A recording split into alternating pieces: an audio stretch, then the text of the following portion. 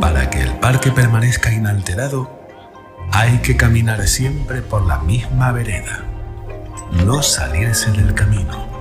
Tratarlo con respeto.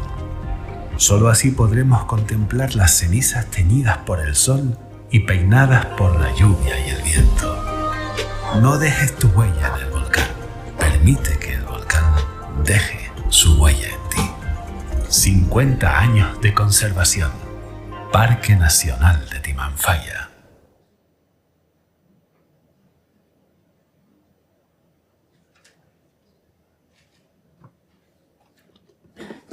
Hola, buenas tardes. Buenas tardes a los presentes y a los que nos están viendo por streaming. Se inaugura, digamos, las conferencias que vamos a tener por la Semana Internacional de Arquitectura del Colegio Oficial de Arquitectos de Lanzarote, con el lema Actuaciones en el Paisaje. Dentro de este ciclo, pues vamos a tener 3 días de conferencias y en la primera, pues vamos a tener a Ignacio Borrego Gómez Payete, que es doctor arquitecto, catedrático de la Universidad Técnica de Berlín, premio extraordinario de la Escuela de Arquitectos de Madrid, la Politécnica, y primer premio nacional fin de carrera del año 2000. Su tesis ha obtenido sobresaliente currículum laude en el año 12 y el primer premio de la arquitectura tesis del 2015. Es cofundador de 2+1 Arquitectos entre el año 2003 y 2013 y más tarde Ignacio Borrego Arquitectos desde el año 14.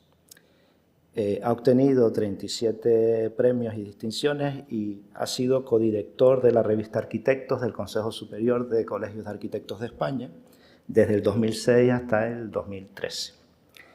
Tras 14 años de vinculación docente con la Escuela Técnica Superior de Arquitectos de Madrid, es nombrado catedrático en el Instituto de la Universidad Técnica de Berlín.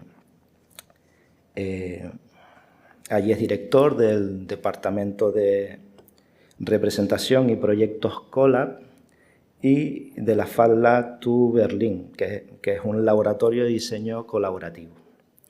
Su objetivo es examinar la relación entre las estrategias de proyecto y las técnicas de fabricación sostenible en la práctica contemporánea. Estos conocimientos se aplican en la práctica del proyecto y la representación arquitectónica en un modelo basado en el trabajo colectivo. El otro conferenciante que nos acompaña es Víctor Armas Crespo, es arquitecto por la Universidad de Las Palmas de Gran Canaria, máster de Arquitectura Biodigital por la Universidad Internacional de Cataluña. Es doctor por la Escuela Internacional del Doctorado de la Universidad Rey Juan Carlos I. Su tesis profundizó sobre estrategias de creación de mobiliario con técnicas de fabricación digital y ha obtenido sobresaliente cum laude. Inicia las experiencias laborales en estudios de arquitectura de Londres y París, en el Domit Perrault Arquitectos. De 2011 a 2019 se especializa en la producción de producto inmobiliario e interiorismo con fabricación digital en los startups relacionadas con esta disciplina. Desde 2014 colabora como profesor asociado de la Universidad Rey Juan Carlos, compaginando ambas experiencias laborales. Desde el año 19 imparte docencia a tiempo completo y actualmente con la figura de profesor ayudante doctor. En 2024 realiza una estancia de investigación de 6 meses para ampliar conocimientos y establecer relaciones internacionales con la Universidad Técnica de Berlín, donde surge la idea de este proyecto de investigación que se va a exponer. Antes de que pasen a exponernos sus ideas, agradecer al director del parque, al que tenemos que excusar, digamos, por diferentes asuntos, y agradecerles, digamos, la colaboración con el Colegio de Arquitectos de Lanzarote para conformar estas 2 conferencias que vamos a tener en el Centro de Interpretación de Mancha Blanca. Con la misma, pues ya damos la bienvenida a Ignacio y a Víctor para que nos hablen de la arquitectura y diseño en busca de alternativas para los residuos plásticos.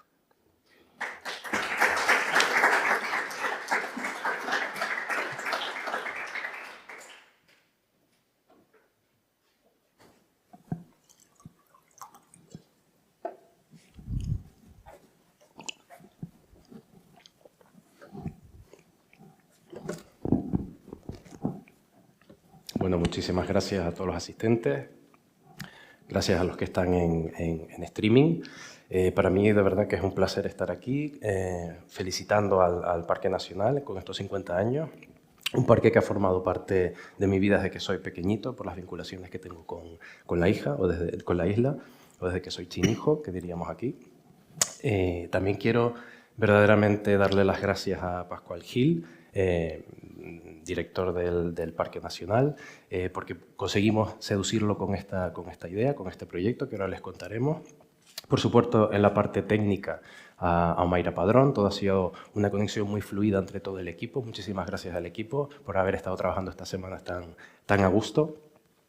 Por otra parte, quiero dar las gracias a Ignacio por dejarme meterme hasta la cocina en su trabajo en Colab, en la investigación que estuvimos realizando en Berlín durante 6 fructíferos y maravillosos meses. No me quiero olvidar de Gais Caltuna, otro colaborador en Colab. Por supuesto, a mi universidad, la Rey Juan Carlos, por esas inversiones que ha hecho en este tipo de proyectos que me han permitido pues, dedicarme a lo que me apasiona ahora mismo. También dentro de mi equipo Irene Ross, que también estamos en paralelo trabajando en estas cuestiones. Para poder explicar un poco de qué va a ir el transcurso que va a ser la conferencia, por una parte voy a explicar ciertos conceptos para que queden claros y la figura que tenemos tanto Ignacio como yo como profesores e investigadores y qué significa eso. Luego pasaremos al proyecto específico que les vamos a querer explicar y trasladar, para al final contarles un taller experimental que fue por lo que surge, que queremos realizar y es por lo que surge esta primera idea y por lo que entramos en contacto con el Parque Nacional. En lo que les comentaba, es importante que tengamos en cuenta nuestra figura como profesores, docentes e investigadores. Para nosotros es muy importante que las investigaciones no se queden meramente en nuestros laboratorios, tenemos que lograr difundirlos. Y me quiero hacer eco de unas frases y palabras de una investigadora que ha salido en muchos medios de comunicación ahora mismo por la reciente presidencia, es Ana Crespo, es la presidenta de la Real Academia de las Ciencias Exactas, Físicas y Naturales. Y me quiero hacer eco de varias palabras que yo creo que son interesantes y frases, como la que dice, la universidad investiga y debido a que investiga, enseña. Pues por eso somos universidad. Todo lo que hacemos en los laboratorios, como decía, tenemos la obligación de enseñarlo a la sociedad. Somos dos universidades públicas, la Técnica de Berlín y la Rey Juan Carlos, que también es pública, y estamos orgullosos de hacer investigaciones que reviertan en la sociedad. Tenemos que dar soluciones que estén al alcance y reviertan a la sociedad, porque, como dice Ana Crespo también, tenemos que ganar la confianza social para que esas inversiones verdaderamente veamos que llegan a algún fin y que ayude al futuro de esta sociedad. No me quiero olvidar que Ana Crespo es la primera mujer presidenta de la Real Academia de las Ciencias, Físicas, Exactas y Naturales, y la segunda canaria, por hacer un inciso. El primero, ya que estamos aquí, pues Blas Cabrera Felipe, de Arrecife, entonces creo que es importante mencionar a estos dos ilustres investigadores. En la semana pasada tuvo lugar la inauguración, que tengo que meter otra cuña, del Instituto de Investigación en Cambio Global de la Rey Juan Carlos, que pretende ser un puente entre el mundo académico, administraciones públicas y la sociedad en sí. ¿Qué significa esto? Aligerar un problema que sí que tenemos en España y no tenemos. Esto son palabras también recogidas de Ana Crespo en varias de sus entrevistas.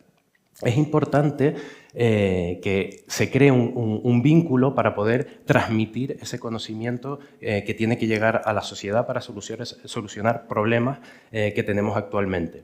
Por lo tanto, este tipo de institutos creo que son interesantes para llevar a cabo nuestras investigaciones. Quiero también hacerme eco de dos frases que se dijeron allí, una de Fernando García Muiña, que es vicerrector de Investigación, Innovación y Transferencia de la Rey Juan Carlos, y hablaba de despertar vocaciones en la sociedad. Esos son varios hitos que queremos conseguir con este taller, que a ver si llegamos adelante. Y también de Elena Pita, que es directora de la Fundación de Biodiversidad, y hablaba de la importancia de crear proyectos y entornos experienciales para divulgar. Eso es otro de los intereses que tenemos con este proyecto si sale adelante con este taller. Sin más, también quiero comentarles, quizás en la sala y los que están en streaming, no sepan exactamente de varios conceptos de los que vamos a hablar o no lo tengan claro. Creo que es importante hablar de la fabricación digital, que es a lo que nos dedicamos para poder fabricar lo que fabricamos, y que tengan en cuenta en qué consiste. Por una parte es trabajar con los ordenadores de manera que diseñemos esos dibujos, esas creaciones en 2 dimensiones en un entorno virtual. ¿Para qué? Para poder utilizar las máquinas de control numérico. Aquí solo tenemos representada, por ejemplo, una fresadora de 3 ejes, pero quizás lo que más les suene es una impresora 3D o corte láser, que quizás es lo que más es asequible para nosotros y entenderlo. ¿Qué podemos hacer con estas máquinas? Prácticamente de todo. Aquí simplemente les voy a mostrar muebles de mis alumnos de diseño de mobiliario, y como poco podemos crear el mobiliario con unas geometrías antes muy complicadas de realizar por métodos tradicionales. Además, otro interés de estas máquinas es a la velocidad que lo podemos realizar, que antes era impensable poder realizar proyectos en tan corto espacio de tiempo. Eso para el proceso creativo de nuestros alumnos es muy importante porque podemos ir muchísimo más rápido en ese conocimiento. Y si ya experienciamos un poco más en la parte profesional, aquí hay varios proyectos que como poco pueden llegar a ser interesantes para desarrollar a nivel arquitectónico, interiorismo, etc. Con lo cual es una herramienta de trabajo que les tratamos de dar a los alumnos. Lo que les hacemos meterse en la cabeza es tratar de diseñar cualquier elemento a través de estas máquinas, porque ya las tenemos. Si lo interiorizan es más fácil trabajar con ellas para las soluciones que quieran darle. Otro beneficio que tenemos con las máquinas de control numérico, pues que podríamos intentar cambiar ese modelo de producción actual en el que lo normal es que diseñemos algo y donde nos vamos a producir eso en países más baratos, como puede ser en Asia, ¿vale? ¿Qué tenemos con esto? Como antiguamente podíamos contaminar lo que quisiéramos y gastar combustibles lo que quisiéramos, lo importante es hacer hincapié en que estos factores de climas extremos está comprobado científicamente que es por el calentamiento global debido a las emisiones de CO2 que tenemos en la atmósfera desde la industrialización del hombre. ¿Qué podríamos hacer con este modelo si lo implantáramos a mayor escala? Pues que cada uno de esos puntitos verdes serían esos Fab Labs o esas máquinas de control numérico que ayudarían a crear productos productos, pruebas, arquitecturas efímeras, etcétera, de una manera más local. Con lo cual ayudaríamos, perdón por la presentación que se ha comido ahí una palabra, modelo con menor huella de carbono, activación de economías locales, mejoraríamos el sector industrial local, simplemente dando herramientas como estas y en islas como Lanzarote, donde tenemos la problemática de la insularidad, pues creo que podría resolver muchos problemas. Otro de los temas que quería comentarles es cómo llegamos hasta aquí, aunque como desde el Colegio de Arquitectos, muchísimas gracias, con la presentación que hicieron, ya sí que está claro pues cómo son los itinerarios formativos para llegar hasta aquí, porque uno no se despierta de repente y dice, oye, pues quiero ser carpintero digital. Hoy en día sabemos que nuestros jóvenes, si van a estar estudiando una disciplina, quizás no vayan a acabar trabajando en ella, sino que vaya a cambiar dicha disciplina. Y lo que tenemos es que ir adaptándonos para asegurar un logro en ese estudio en el que los alumnos pues, puedan desempeñar ciertas funciones que puedan desempeñar de manera efectiva. Pues simplemente, como ya se comentó, no quiero gastar mucho tiempo, pues después de estudiar arquitectura lo que yo decidí era experimentar un poco más como arquitecto en el extranjero, y cuando decido venirme para las islas, yo tendría que estar ahí sentado y por las vinculaciones que tenía, pues sentado ahí viendo esta ponencia, porque yo creía que iba a ser arquitecto aquí en Lanzarote. Nos atiza a todos los arquitectos el 2008 y la crisis que tuvimos, y entonces decido investigar un poco más en la parte del máster que hice en arquitectura biodigital.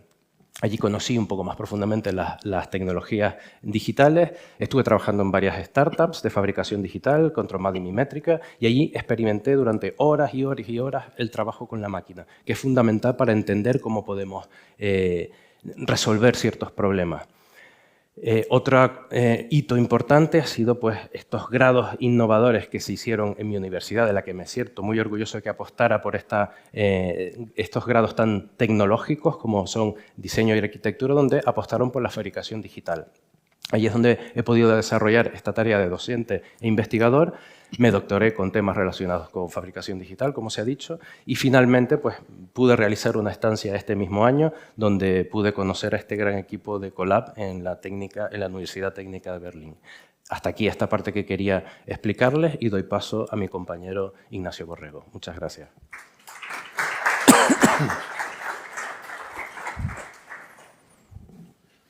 Bueno, buenas tardes. Muchas gracias por permitirme estar aquí, por la invitación. Es la primera vez que estoy en Lanzarote y estoy muy impresionado por la isla. No es la primera vez que estoy en Canarias, conozco el Hierro, conozco La Palma, conozco Tenerife, pero es la primera vez que estoy en Lanzarote y, bueno, deseando seguir viendo más.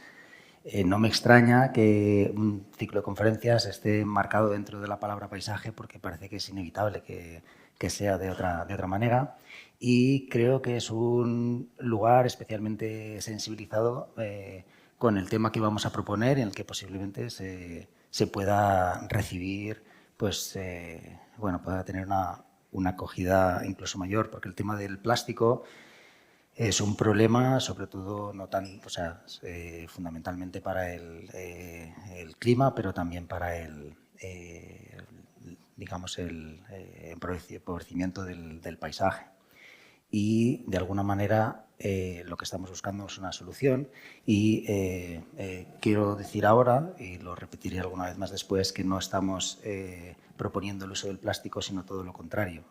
Pensamos que el plástico es un material con unas propiedades increíbles, químicas, físicas, con muchísimo potencial. Sin embargo, tiene unas consecuencias poco sostenibles, por lo que su uso no debería ser tan efímero y se debería limitar a los usos más específicos y tratar de producir el mínimo plástico posible. Sin embargo, tenemos un problema muy vinculado al paisaje, que es qué hacemos con las toneladas de basura plástica de la que disponemos, y es un poco la pregunta de la que partimos. El mando está aquí, ¿no? Las primeras imágenes que he traído no tienen nada que ver con el proyecto, pero son proyectos que he realizado, construido en los últimos años en mi oficina de arquitectura, y no tiene que ver, pero quiero enmarcar el trabajo que vamos a ver después dentro de mi interés, que no tiene que ver exclusivamente con la formación y la investigación, porque vengo por aquí de alguna manera como profesor, como director del Colab, pero tengo otro pie en la oficina, en la práctica profesional, en la que pues hemos ido enfrentándonos a la realidad, con proyectos construidos, con presupuestos reales, con plazos, con problemas de suministro, con problemas de todo tipo, y en el que hemos tenido que lidiar con todo ello. Y, de hecho, es un poco el desencadenante de una parte importante del planteamiento de Colab en Berlín. Yo estudié en la Universidad Politécnica en Madrid y cuando terminé en el año 2000, muy pronto, por unas afortunadas casualidades, pude hacer una obra muy temprana y después de una carrera de 6 años, fin de carrera, que en el que había aprendido muchísimas cosas, podía calcular la estructura de instalaciones, digamos que podía tener un dominio de todo el proyecto. Sin embargo, prácticamente no había cogido un ladrillo. Yo tenía que ir de los dibujos a la obra y volver, y cómo era esto, y volver, hasta que no tenía digamos, un contacto físico con los problemas con los que estaba trabajando, pues no podía dar una respuesta más eficiente o más eficaz. Y cuando me tocó a mí ponerme en el otro lado y enseñar a unos alumnos muy motivados lo que era arquitectura y a lo que se tenían que enfrentar, yo pensaba que era bueno crear un puente entre lo que es la práctica teórica de la universidad y la práctica profesional. Realmente, en la universidad se habla mucho de las asignaturas prácticas, de las asignaturas teóricas, pero desde mi punto de vista casi todas son teóricas. Incluso la asignatura de proyectos, en las que estás soñando con cosas, las estás dibujando, pero no las estás construyendo. Y ese salto, esa diferencia, es bastante importante, porque en un aula de la universidad pocas veces se habla de esto no me da tiempo a hacerlo, o esto de dónde sacas ese material, o cómo vas a construirlo, o eso eso está muy bien, eso aguanta, pero cómo lo ejecutas. Y todas estas cuestiones pues deberían informar a la fase de proyecto. Yo creo que como diseñadores no debemos olvidar que no solo debemos soñar algo, sino que además tenemos que llegar a conseguirlo. Entonces, si sabemos cómo es ese camino, pues podremos hacer que esos sueños pues lleguen a cabo. No voy a entrar en detalle de las imágenes que estamos viendo. Son proyectos, simplemente esta, que es algo curioso que tiene que ver con el proceso de ejecución. Esto es una vivienda con hormigón negro pigmentado, encofrado con listones de madera. Los utilizamos y cuando terminamos con ellos, pues estaban en la obra y decidimos reutilizarlos. Y hicimos una casa para niños en un árbol, en una encina. Y la casa no toca la encina y está toda atornillada y es desmontable y realmente aprovecha las propiedades del encofrado. Entonces, conociendo exactamente cómo son los materiales de la obra, pues se pueden hacer cada vez productos diferentes. Este es otro proyecto en el que hemos utilizado un material pues, de una manera diferente. El encofrado era un encofrado y se convirtió en una casa para niños. Estos son, excepto esas Vs invertidas que se ven ahí, esas dos, el resto es 100% rastreles de pladur. Están atornillados y es una estructura súper ligera. Esto con unas tenazas de este tamaño se puede cortar por la mitad el edificio. Es muy ligero, pero es muy resistente y barato y rápido de ejecutar. Hemos hecho varias estructuras fotovoltaicas en las que estamos intentando que los paneles fotovoltaicos tengan un valor añadido, no solamente produzcan energía, sino que sirvan para crear espacio. Yo creo que como arquitectos tenemos que intentar que cada problema sea una oportunidad para conseguir algo más. Y ahora ya sí me estoy yendo un poco por las ramas, pero ya terminamos con esta parte profesional y pasamos al trabajo en Berlín. En 2016, yo estuve de profesor en la Universidad Politécnica varios años. Ahí formamos el colaboratorio con otros compañeros y cuando conseguí la oposición en Berlín, en 2016, recibí un departamento, un presupuesto, un equipo de profesores y muchísimas posibilidades. Y el mensaje que yo traté de llevar a Berlín fue algo de lo que yo había iniciado en la Politécnica, que fue crear el Fab Lab de la UPM. Al llegar allí era increíble el taller de maquetas que tenían en Berlín, pero era bastante analógico. Y entonces hacía falta muchísimos conocimientos para poder utilizarlo, cómo se corta, cómo se ensambla, cómo se trabaja la madera, con un montón de condicionantes técnicos. Sin embargo, con la fabricación digital la complejidad es diferente, está más en el plano digital y casi de una manera muy simple. Uno le da un botón y el objeto se imprime, uno le da un botón y el objeto se corta. Entonces, el que va a trabajar con esas herramientas tiene pues unas limitaciones técnicas, en mi opinión, menores y le aproxima a la capacidad de construir de una manera más rápida. Entonces, lo que yo creo es que las herramientas de fabricación digital es una manera de conseguir que un arquitecto en su formación se convierta en constructor a tiempo real, es decir, que diseñe y fabrique a la vez, que sea la misma persona la que fabrica y la que diseña, y entonces en un mismo proceso se va a encontrar con los problemas propios de un diseño, de una creación de una solución de un problema, y a la vez en los problemas técnicos y reales de que tiene un prototipo, de su estabilidad, esto no encaja, esto no entra, esto se sale, esto se rompe, no me queda filamento, se ha ido la luz, no funciona la fresadora, y todas estas cuestiones son bastante importantes.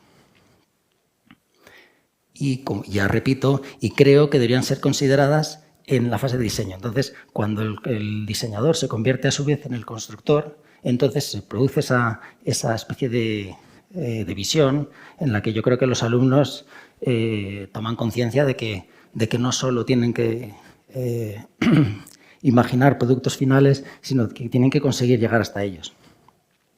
En Berlín, con estas máquinas, cada año proponemos muchos módulos, muchas asignaturas, y en muchos de ellos fabricamos objetos. En este caso estamos viendo un grupo de alumnos que estuvieron en un curso en el que hicimos cometas. Entonces, en este curso de cometas, los alumnos tenían que hacer unos objetos que debían volar como las cometas. Y entonces, la evaluación de la calidad del objeto tenía que pasar porque el objeto volara. Es decir, si no vuela, no apruebas. Si vuela, fenomenal. Y entonces, de repente, el papel del profesor pasa a un segundo plano y la realidad, que es bastante dura, es la que pone el listón. Y entonces, pues los alumnos de repente entienden que la arquitectura tiene una parte técnica y que la arquitectura tiene que solucionar problemas, y no por ello los resultados van a ser menos ambiciosos. Se ve aquí que las cometas son maravillosas y parece que no va a volar ninguna. Las condiciones del proyecto eran interesantes porque están hechos todos con materiales sencillos, elementos lineales de fibra de vidrio, unas telas, y todos los nudos están hechos con impresión 3D. No se ven casi, pero son unos pequeños nudos naranjas que tienen que ser muy pequeños para concentrar la complejidad geométrica de esos encuentros, y tienen que ser muy pequeños porque las impresoras 3D en el fondo tardan mucho en imprimir. Y entonces teníamos en ese caso solamente una impresora para el grupo, teníamos que repartirla, y entonces el objetivo era que con muy poquito tiempo se imprimieran todos los nudos de todas las maquetas, de todas las cometas, perdón, y esos nudos tenían que resolver, pues en unos casos tracción, en otros compresión, en otros la adherencia de los textiles, etc. Y finalmente, pues los objetos se probaron y bueno, pues todos volaron. No a la primera, pero a final de curso todos volaron y fue un éxito, y yo creo que fue un aprendizaje bonito. Este método en el que hacemos que los alumnos se enfrenten al hecho de construir algo, lo hemos cruzado en los últimos años con una conciencia más medioambiental, en el que tratamos de pensar, además de todo lo que he comentado, con qué materiales trabajamos. Y surgió la pregunta a raíz de la cantidad de maquetas que producimos en las escuelas de arquitectura. Esto es Madrid, una presentación de la primera semana de curso. Esto es mi unidad de proyectos, en la presentación intermedia en invierno. Esto es otro curso de Madrid a final de curso. Esto es un taller de digital esto creo que fue de Madrid también. Es decir, en las escuelas de Madrid estamos produciendo muchos objetos y esto se tira finalmente, se desperdicia. Entonces, y no solo los objetos, sino todos los restos que han sido necesarios para fabricarlos. Estos son simplemente tableros de restos de corte láser en nuestro Fab Lab en Berlín. Y todo esto, pues, decidimos utilizarlo como material para crear un proyecto real. Tenemos la suerte de tener un espacio en Berlín, lo hemos convertido en un taller, lo llamamos La Fábrica, y aquí pues hacemos muchas cosas. Hemos comprado unas prensas, hemos hecho estanterías y nos dedicamos a hacer una investigación paralela con los estudiantes. En los periodos sin clase investigábamos los propios miembros del Colab, y durante los semestres pues hacemos con los alumnos distintas aproximaciones. Y entonces hemos estado viendo, por un lado, cómo trabajar con este residuo, cómo compactarlo, cómo aglomerarlo, y por otro lado, qué tipo de diseño podemos hacer para poder ponerlo en práctica, ¿no? De una manera más espacial. Y nuestro objetivo era hacer un pabellón para la exposición de final de curso. Finalmente, de todos los modelos que probamos, este fue la cúpula seleccionada. Es una cúpula esférica en la que tuvo que hacer un esfuerzo geométrico para reducir el número de módulos. Ha mencionado antes Víctor a Gaeska. Gaeska tuvo un papel muy importante, consiguió que hiciéramos esta cúpula solo con 4 elementos. Y estos 4 elementos son los 4 colores que se ven. Y esto nos redujo el número de moldes y la eficiencia en el proceso de... En concursos con los alumnos nos pudimos fabricar todos los moldes, fabricamos los componentes, los pusimos a secar, como se ve ahí al fondo, y bueno, pues pudimos hacer finalmente el prototipo.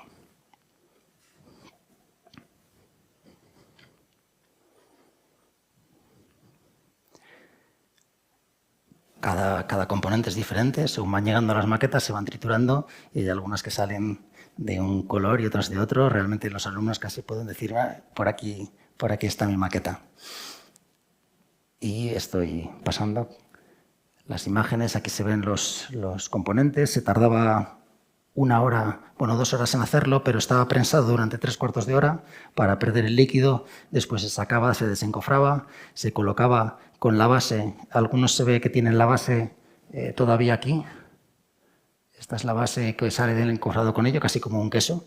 Y una vez que se ha secado bastante ya se le puede dar la vuelta y están 3 semanas secándose y finalmente pues se puede construir una cúpula que funciona sin ningún tipo de unión, está simplemente por compresión, como una especie de es una cúpula clásica que resiste este esfuerzo.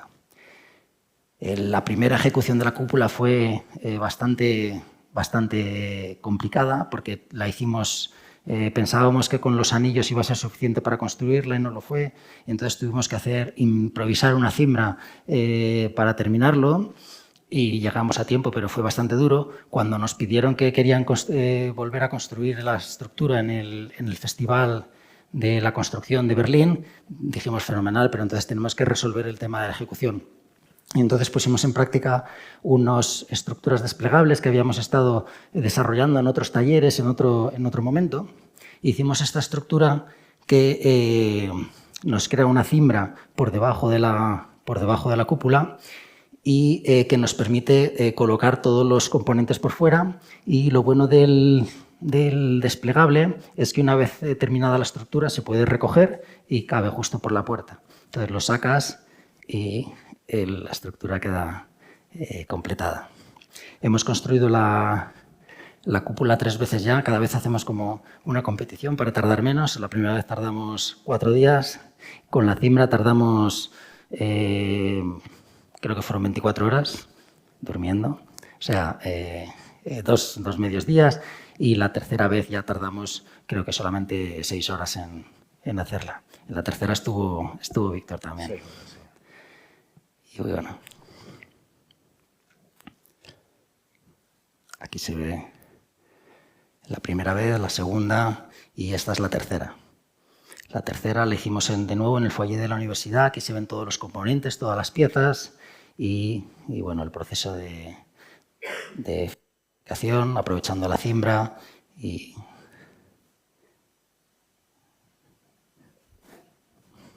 por ahí andará Víctor. El de rojo. El de rojo. El de rojo. Haciendo honor a Bien. España. Yo no sé qué camiseta llevaba, pero también aquí sudamos todos. Bien, bueno, aquí la retirada de la cimbra. Bien, a raíz de este pabellón, pues, bueno, pues nos han llamado para construirlo más veces, pero pues aquí se desencadenó el proyecto que llamamos Plastic. Me llamó la arquitecta de la ciudad, o algo así como el arquitecto municipal de la ciudad de Aarhus, en Dinamarca, y me dijo que había visto el pabellón de Crashap, que le había encantado, que quería que lo construyéramos allí en Dinamarca. Y entonces le expliqué que, bueno, primero que llevarlo allí pues no sería lo más conveniente, porque estamos precisamente tratando de reducir la huella de carbono de todo lo que hacemos, y por lo tanto construirlo aquí, llevarlo allí, lo ha explicado antes Víctor, no sería mejor lo hacemos con lo vuestro, pero además este proyecto no se puede poner en el exterior por el aglomerante, por el material que tiene, no va a resistir la intemperie. Tendremos que hacerlo allí y tendrá que ser otro tipo de material. Y la pregunta es, ¿qué basura tenéis? ¿Cuál es de qué disponemos? Y entonces miramos y dijeron, bueno, pues nos pusieron en contacto con la empresa de tratamiento de la ciudad, que además es la empresa de energía. Es la misma empresa la que genera la que gestiona la basura y la energía. Y en principio resultó curioso, luego era muy claro. Es que una gran parte de la basura la queman para producir energía en Dinamarca.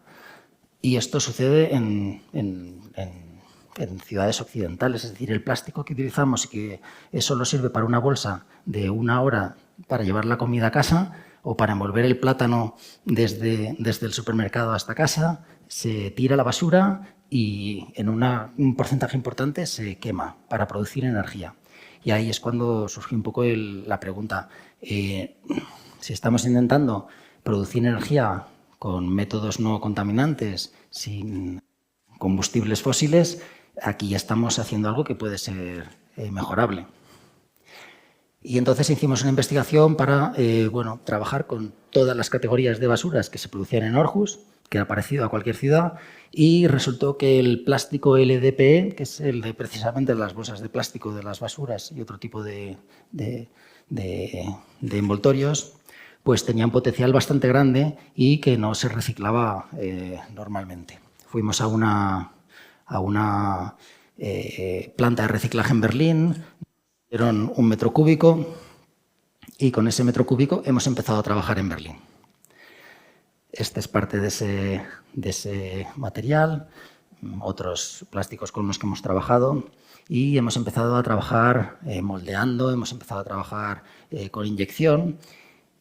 Por un lado, es decir, de nuevo, estamos trabajando por un lado el cómo, es decir, qué vamos a hacer con este material y cómo lo vamos a utilizar, y por otro lado, el qué es lo que vamos a hacer, ¿no? Entonces, heredando un poco el éxito del pabellón de Crashap, hemos hecho varios cursos en los que hemos evolucionado estas cúpulas geodésicas y hemos ido avanzando en paralelo cómo crear una estructura que vaya a ser una especie de playground, como un lugar de juego para niños, y a la vez hemos estado investigando en cómo hacer la inyección del plástico. La inyección del plástico ya está inventada, lo que estamos intentando es hacerlo de una manera asequible. Y bueno, hemos llegado a bastantes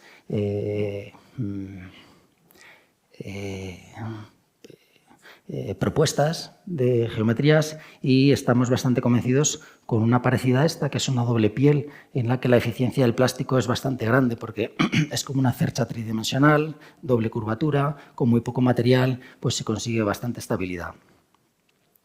El método colectivo de trabajo en la universidad consiste en plantear una pregunta durante un semestre, se resuelve entre todos los alumnos, se hacen grupos, cada uno hace una parte o cada uno hace un apartado de la investigación que estamos haciendo y cuando terminamos lo cerramos y lo evolucionamos nosotros dentro del Colab durante el periodo de vacaciones o periodo sin clases y se lo volvemos a presentar a los alumnos del siguiente semestre con otra nueva pregunta y heredando lo que han hecho los anteriores. De manera que todo se va detallando y se va haciendo cada vez más complejo.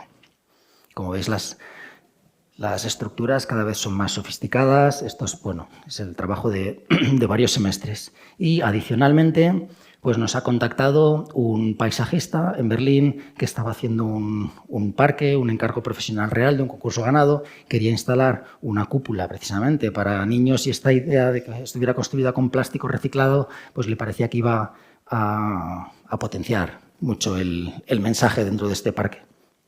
No sé si sabéis que en Berlín se ha cerrado un aeropuerto, el de Tegel, y se ha abierto uno nuevo, uno mucho más grande, que se llama Berlín-Brandenburgo.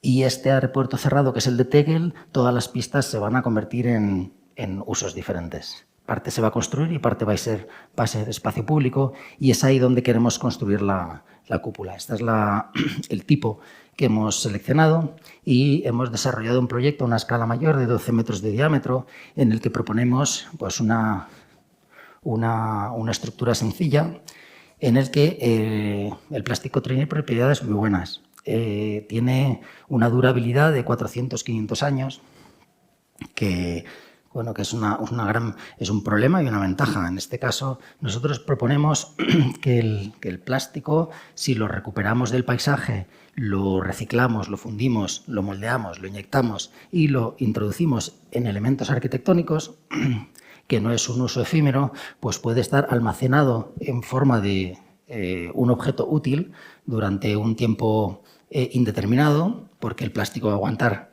lo que nosotros queramos.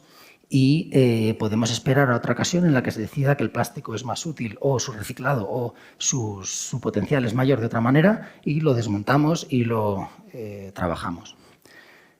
Estamos trabajando en colaboración con Mike Schleich, que es otro catedrático de la TU Berlín, que es ingeniero, especialista en estructuras, y con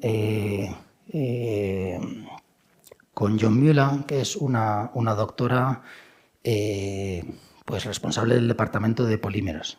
Y entonces estamos pues aprendiendo mucho durante el proceso. En el diseño simplemente hemos tratado de atender a la normativa, que curiosamente en Alemania es bastante más permisiva con la seguridad de los niños. Parecía lo contrario, ¿no? En Alemania la normativa debe ser mucho más restrictiva y, sin embargo, si la caída es de menos de 2,5 metros o 3 metros, me parece que no pasa nada. Bueno, y este es el prototipo de la cúpula que estamos intentando poner en marcha. Y bueno, esto es pues un ejemplo de lo que podemos hacer desde la universidad para aplicarlo en la vida real. Es decir, en la universidad, como decía Víctor, no solamente formamos a los arquitectos, sino que tenemos una actividad paralela muy importante que es de investigación y que supone pues, una reflexión a fondo perdido para tratar de descubrir nuevos métodos, nuevas maneras de hacer las cosas. Yo desde la oficina pues no puedo poner a la gente a hacer lo mismo que hacen en la universidad, porque en la oficina tenemos que producir para poder hacer que el negocio se mantenga. En cambio, en la universidad pues los objetivos son diferentes y es la oportunidad de descubrir cosas nuevas. Si la docencia se combina con la investigación, estupendo, que es lo que hacemos en ocasiones, pero existe una investigación paralela en la que hacemos que estos proyectos pues, sean posibles. A raíz también del pabellón nos llamaron del nuevo aeropuerto de Berlín. Tengo aquí unas últimas imágenes. Y hicimos una colaboración para trabajar en los aseos del aeropuerto. En realidad, el aeropuerto tiene un plan estratégico de hacer distintas intervenciones y se imaginaron que el pabellón podía ser una de esas intervenciones que hicieran. Pero además tenían otro problema acuciante, que era en los aseos tenían unos problemas, tenían que reformarlos, bueno, esta es la estructura de la colaboración, pero ya he entrado en detalle a explicarlo. Tienen unas 300 unidades de aseos y tienen que reformarlos todos. Por una serie de cuestiones, de que los materiales que han utilizado, pues en cuanto están mojados parecen sucios, unas cuestiones muy funcionales, pero el hecho de que tuvieran que cambiarlos, pues nos daban la oportunidad a darles un valor añadido. Entonces, pues tuvimos la ocasión de estar en contacto con el presidente del aeropuerto, recibimos financiación para desarrollar distintos proyectos para una serie de lugares escogidos dentro del aeropuerto, en la zona de check-in, en el pier principal y en las llegadas de las compañías. Bueno, aquí están las de bajo coste y aquí las de que no son de bajo coste, digamos de varios tipos de aseos, y hicimos una serie de estudios con los alumnos, los presentamos en el aeropuerto delante del presidente, del director de mantenimiento, que habían financiado todo el estudio durante dos semestres, y les planteamos una serie de proyectos que no voy a entrar a detallar ahora, pero que les han servido ahora de base para preparar las intervenciones que van a hacer en los aseos. Y bueno, esto es simplemente para ilustrar la posibilidad que tenemos desde la universidad de establecer un contacto con instituciones públicas o privadas para desarrollar proyectos que a lo mejor no son convencionales, sino más bien innovadores y exploraciones que pueden ayudar no solo a resolver un problema, sino a dar visibilidad a una conciencia por el problema. Es decir, si el paisaje se puede limpiar, debemos limpiarlo, pero además de limpiarlo, es bueno que se note que lo estamos haciendo. Entonces, bueno, pues hay una oportunidad, yo creo que muy interesante, en el Parque Timanfaya o en cualquier otro lugar de construir con nuestra propia basura. Y bueno, con esto yo creo que he terminado. Gracias.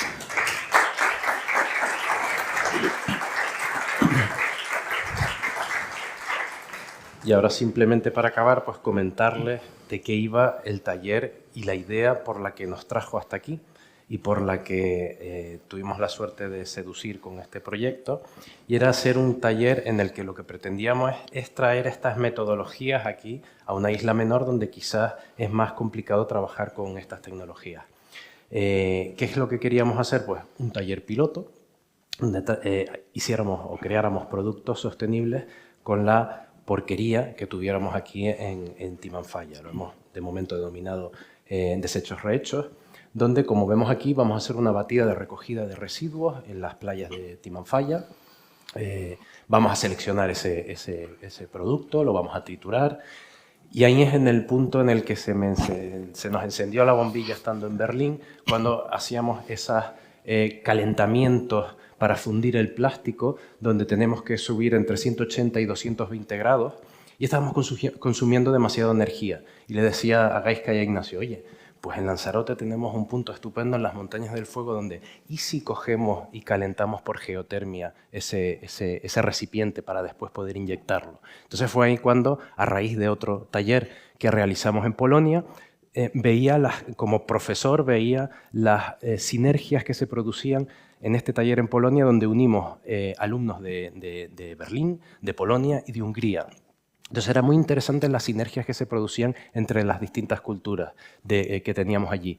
Y me parecía interesante poder traer hasta aquí un taller que trabajara ese tipo de sinergias y metodologías. ¿Cómo lo quería hacer? Y por eso entraba en este tipo de cuestiones de qué tipo de alumnos. Pues pretendemos traer 8 alumnos de Alemania, 8 alumnos míos de Madrid, y 8 alumnos de bachillerato de Lanzarote en enclaves tecnológicos. La idea es que Alemania y Madrid aporta un poco la parte tecnológica, que ya están un poco acostumbrados a trabajar con esta tecnología, y los alumnos de Lanzarote van a aportar esa parte de amor por la isla que, aunque no lo creamos, cuando uno sale fuera, los que viven aquí quizás no lo tienen claro, pero cuando te vas fuera, desde que soy pequeño, aunque vivo o nací en otra isla al lado, el interés que se tiene en esta isla por cuidar el entorno es mucho mayor que en otras, sin restar a las otras, por supuesto. Pero sí es verdad que esa parte que tienen interiorizada los alumnos es una parte importante que creo que van a ceder y va a enriquecer muchísimo el proyecto para esos alumnos que van del extranjero. En varios grupos vamos a hacer distintos productos en el que la idea es realizar un producto que utilice el parque.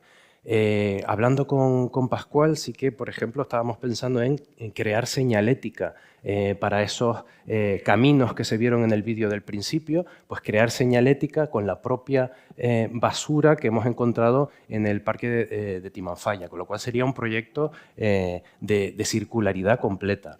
Tendríamos unas partes teóricas donde, por supuesto, empezaríamos a trabajar con la figura de César Manrique y que los que vienen de fuera vean la influencia que tiene César Manrique en la isla y en el cuidado del entorno, hablarles sobre temas de sostenibilidad, Agenda 2030, sobre los residuos y, por supuesto, sobre fabricación digital. Y en la parte práctica, por supuesto, hablar de clasificación y recolección de residuos, proyectar esos productos donde vamos a trabajar en el ordenador, como hablábamos al principio, y hacer un proyecto piloto en el restaurante del El Diablo, donde bajaríamos ese recipiente, haríamos una muestra de inyección para tratar de inspirar, y me quedaba con una de esas frases que hablaba al principio, de tratar de inspirar vocaciones futuras quizás a chicos que están aquí y que sepan que hay otra manera que puede haber otras maneras de hacer cosas y incentivar que puedan salir fuera para trabajar o profundizar en otro tipo de grados que quizás no les es fácil familiarizarse desde una isla menor, desde un lugar tan lejano como es Canarias con respecto a la península u otros puntos de Europa. Y estos son los objetivos que nosotros queremos trabajar si sale este taller, aunque verdaderamente, como estaba hablando Ignacio, nosotros estamos simplificando este taller en el que trabajar el LPDE, que es el que estamos trabajando, ese tipo de polímero que estamos trabajando en Berlín, pero lo interesante sería poder tener un proyecto en el que vamos a analizar verdaderamente las basuras que se recogen aquí en el propio entorno del parque para ver con esa propia basura, investigar cuál es verdaderamente el desecho que necesitamos transformar y no quedarme solo con el LPDE, que es el que funciona con el proyecto que estamos haciendo en Berlín. Digamos que sería personalizar ese proyecto aquí al Parque Nacional. Y la parte que hablaba Ignacio sobre la inversión que ha hecho el aeropuerto de Berlín, pues lo mismo. Estamos las universidades estamos para eso, para dar soluciones posibles a problemas reales, y es ahí donde hablaba al principio de la importancia y que le deberíamos cambiar esos números en España, en el que la empresa privada capte a la investigación o a la parte pública de los investigadores para resolver estos problemas de los que estamos hablando. Y por último, por acabar esta foto que a mí me parece impresionante y por decir que con estas metodologías enseñamos a los alumnos a dar otro tipo de soluciones a problemas, por supuesto tiene que ver con la pandemia. Fue en Madrid, en momentos muy duros en el que mientras muchos solo podían estar en casa y otros ya sabemos lo que pasaba, para mí la pandemia fue, entiéndaseme bien, un goce, porque yo estaba todos los días yendo a la universidad con mis compañeros y pudimos diseñar y crear viseras y mascarillas que donábamos a los hospitales que teníamos cerca de la Universidad en Madrid, y era una satisfacción total poder dar en un momento tan duro un servicio a la sociedad que nuevamente pues estábamos respondiendo a un problema real que estaba pasando en ese momento. Mientras estábamos esperando a ver si en Asia nos daban mascarillas, pues teníamos que ponernos manos a la obra para dar ese tipo de soluciones. Por cierto, cuando llegué a Berlín, allí también estaban desarrollando ciertos productos con impresión 3D, como para no abrir las puertas, que me llamó la atención como, sin habernos conocido, varios de fabricación digital estábamos tratando de dar soluciones que eran necesarias. Y por eso quería traer esta última foto para que vean cómo con estas aptitudes podemos a las nuevas generaciones que vienen darles una nueva oportunidad para que traten de investigar y resolver problemas con estas herramientas que les vamos a dar. Muchísimas gracias por vuestra atención.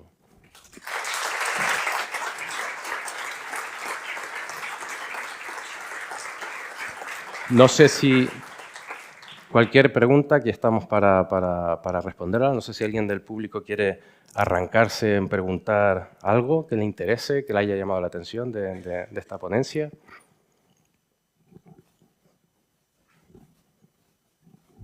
Ha quedado todo clarísimo, ¿eh?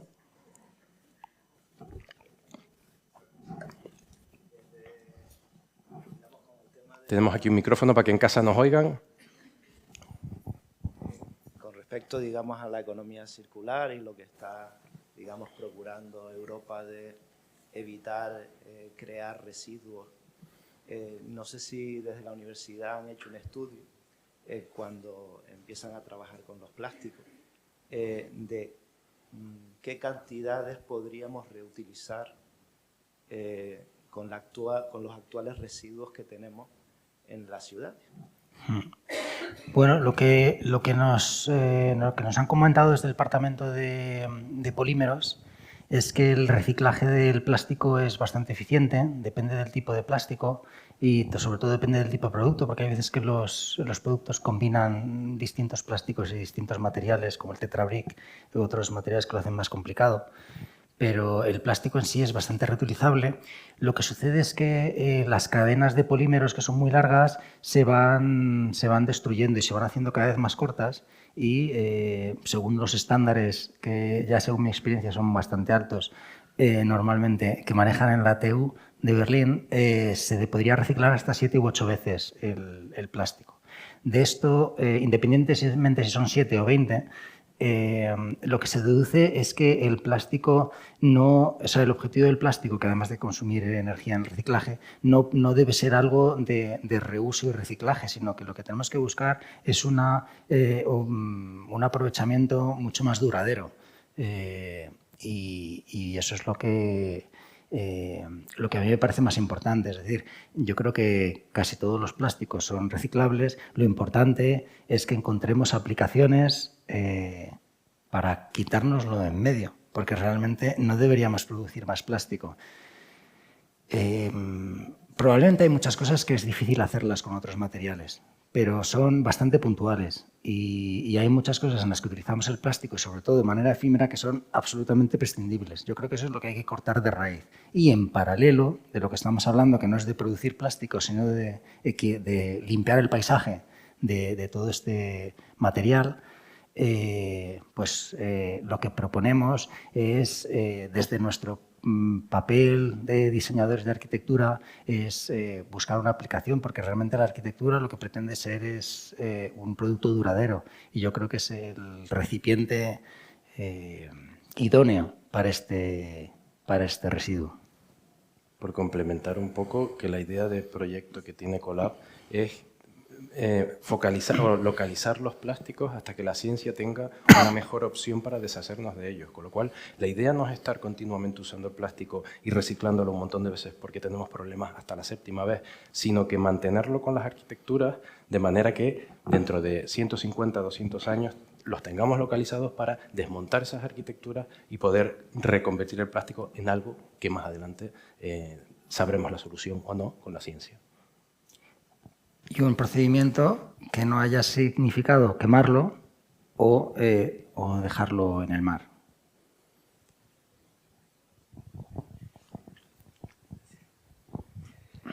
No sé si me expresaré bien para preguntar o para informar. informarme sobre el impacto paisajístico que se tiene en cuenta, porque veo esas estructuras y las veo en Lanzarote y me chocan a la vista. Entonces, ¿se ha tenido en cuenta ese modelo paisajístico dentro de la reutilización del plástico para estas infraestructuras? No. Ese proyecto sirve en Berlín y se ha estudiado para Berlín. Pero lo importante es que estamos estudiando métodos para que cuando aquí cualquier ayuntamiento, parque, cabildo quiera que investiguemos, tendremos en cuenta ese factor. Pero lo importante es que podemos ceñirnos al lugar donde estemos. Esa cúpula aquí, sí o no, vale, no lo sé. Pero habría que estudiarlo. Pero lo bueno de estas metodologías es que hay que centrarse en el sitio donde estamos, con un residuo en el sitio donde estamos. Creo que desde ese punto de vista habría que a lo mejor incidir en la política ambiental de cada lugar. Porque, por ejemplo, aquí, como hagas una estructura con plástico reciclado en un ambiente rural, te lo paran inmediatamente. Sí, sí, o sea, que hay una política ambiental bastante restrictiva, ¿no? Que no se adapta un poco a la realidad actual, sino que se mantienen ahí esos cánones de restricción, de construcción, porque no reúnen esas condiciones de poco impacto ambiental. Cada lugar tiene su problemática. Ese es otro factor más que se incluye en el proyecto. Y ese sería un factor importante a tener en cuenta aquí, en Lanzarote. Quizás en las pistas del aeropuerto de Tempelhof, ¿cuál es? El Tegel. No importa que haya una cúpula. Es más, va a ser mejor porque es un elemento, un espacio totalmente diáfano y plano. Y lo que llama la atención es tener una cúpula. Pero seguramente hay lugares que necesitan algo. Por ejemplo, la señalética en el parque de Timanfaya. Y entonces podemos hacerla de muchas maneras, pero qué mejor que hacerla con basura para manifestar el compromiso con el paisaje que decir aquí había basura, ya no la hay, además esta basura es útil y no la hemos echado a ningún vertedero, no la hemos quemado, sino que la estamos utilizando y además la estamos almacenando para el futuro. Entonces, cada señal no solo indica esta zona no es transitable, se debe ir por aquí, por esta senda, por favor, no dejen la senda, sino que además está diciendo soy basura o he dejado de ser basura para ser algo útil. Yo creo que ese mensaje adicional para todos los públicos, pues yo creo que es muy, muy interesante. Gracias. ¿Algo más?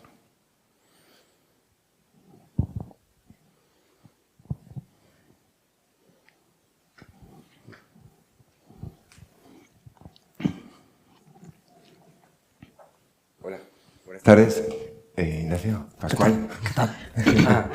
Por fin te pongo cara. Sí. ¿Qué tal? ¿Qué tal? Perdonen que llevo todo el día corriendo, pero les he estado escuchando con el móvil en el coche, con lo cual me ha dado mucha alegría el sistema que hemos montado. Veo que funciona. Sí. Me ha parecido súper interesante lo que han contado y estoy ilusionado yo también. Podamos utilizar la basura que nos llega por el mar. Tenía una pregunta. La basura, el plástico que viene en el mar, lo hay que tiene 2 años o 20 o no sabemos cuánto. ¿Han probado cómo aguanta, si es estructuralmente, si los polímeros estos están... Tenemos que verlo, tenemos que estudiarlo. Realmente el plástico es eterno en un gran porcentaje. Evidentemente, yo creo que en el mar se producen los microplásticos y es otro motivo adicional para quitarlos de ahí cuanto antes, porque seguramente en una situación más compacta y menos expuesta, pues se mantienen mejor. Pero para eso tenemos muchos expertos que nos dirán cómo hacerlo. Lo probaremos. De hecho, de lo que se trata en los parques nacionales es de ser innovadores, de probar. Hemos hecho también con la geotermia unos aparatos que generan electricidad del calor de Timanfaya y ponerlos a disposición de la sociedad. Eso es uno de los objetivos de un parque nacional. O sea que estudiamos, probamos, financiamos incluso esa investigación y que nada mejor que no se me ocurre nada mejor que limpiar todos los plásticos que nos llegan por el mar a las playas de Timanfaya, recogerlos y que terminen una señal o que terminen, ya buscaremos también algún otro sitio. Y me parece una idea, desde que me la contaste, me pareció flipante. y muy en la sintonía de lo que queremos hacer en el parque ahora. O sea que, gracias. Perfecto. Muchas gracias. Gracias por venir y por estar con nosotros. Y Muchas nos gracias. juntamos todos en cosas así. Eso.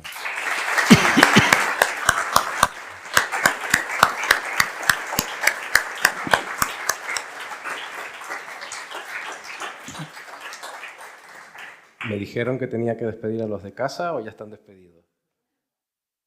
Del streaming me refiero. ¿Ya están despedidos? Pues adiós. Despide.